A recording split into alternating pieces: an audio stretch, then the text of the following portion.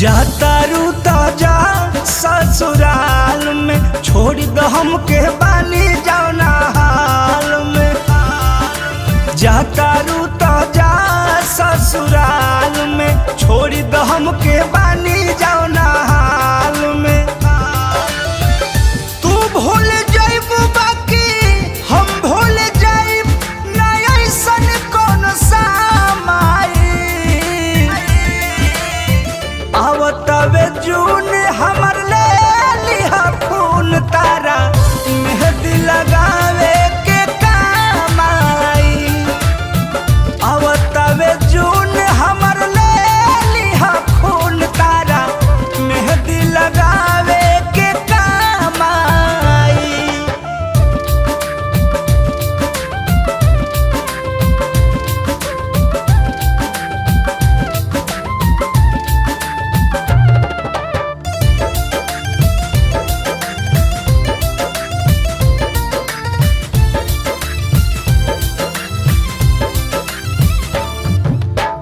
सजना भेजई है तोहार गहना या गुड़िया लाल जोड़ा कोरा औरी हाथवा के चूड़िया।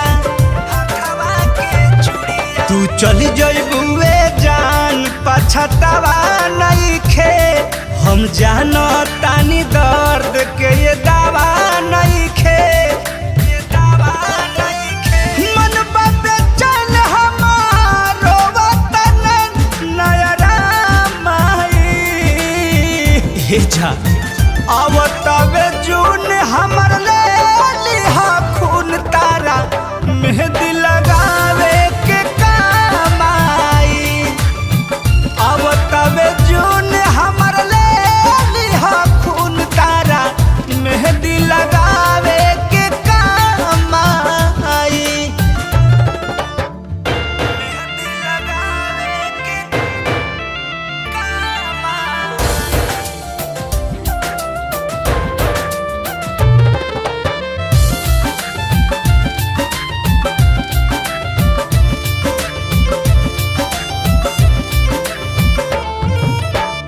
कृष्णा बेदर्दी प्रमोद हिनबा करम के जिंदगी भखातिर बोझा लाद तारू गम के।